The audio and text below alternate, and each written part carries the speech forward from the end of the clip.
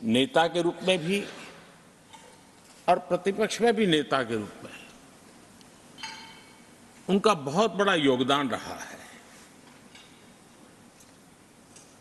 वैचारिक मतभेद, कभी बहस में छिटाकशी,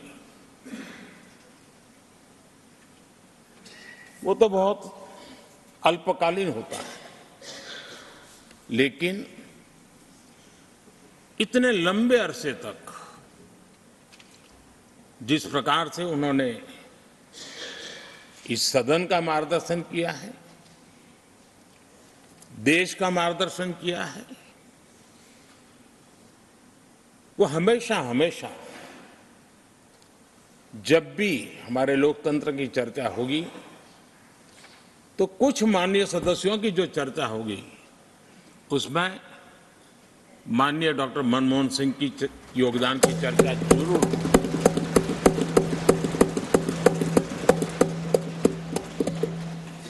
और मैं सभी सांसदों से,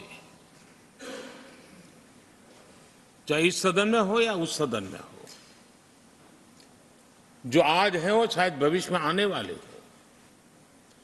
मैं उनसे जरूर कहूंगा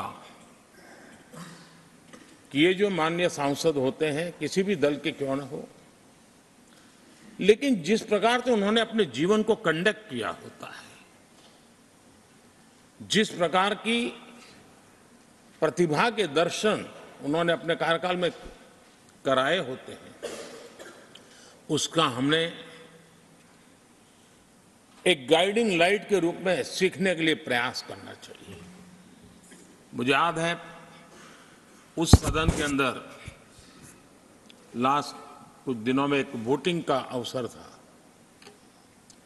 विषय तो मैं छूट गया मेरा, लेकिन पता था कि विजय ट्रेजरी बैंक की होने वाली है। अंतर भी बहुत था, लेकिन doctor Manmohan Singh ji wheel chair में आए, वोट किया। एक सांसद अपने दायित्व के लिए कितना सजग है उसका वो उदाहरण, वो प्रेरक उदाहरण था। इतना ही नहीं, मैं देख रहा था कभी कमिटी के चुनाव हुए, कमिटी मेंबर्स के, वो व्हीलचेयर में वोट देने आए। सवाल ये नहीं है कि वो किसको ताकत देने के लिए आए थे, मैं मानता हूं वो लोकतंत्र को ताकत देने आए थे।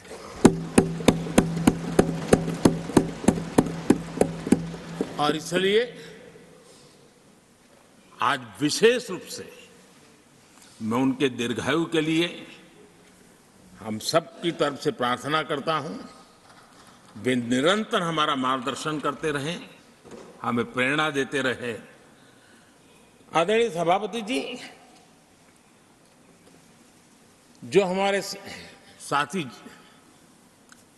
नए दायित्व की ओर आगे बढ़ रहे हैं, इस सीमित विस्तार से एक बड़े विस्तार की तरफ जा रहे हैं, राज्यसभा से निकल करके जनसभा में जा रहे हैं, तो मैं मानता हूं उनका साथ, यहां का अनुभव, इतने बड़े मंच पर जा रहे हैं तब देश के लिए एक बहुत बड़ी पूंजी बनकर के निकलेगा।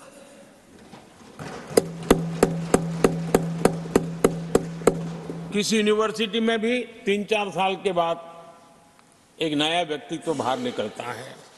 ये तो 6 साल की विविधताओं से भरी हुई है, अनुभव से घड़ी हुई एक ऐसी यूनिवर्सिटी है जहां 6 साल रहने के बाद कोई भी व्यक्ति ऐसा निखर करके निकलता है, ऐसा तेजस्वी बन करके जाता है, वो जहां भी रहता है, जिस भूमिका से रहता है, वो अवश्य हमारे कार्य को अधिक ताकतवर बनाएगा, राष्ट्र के काम को गति देने का सामर्थ्य देगा।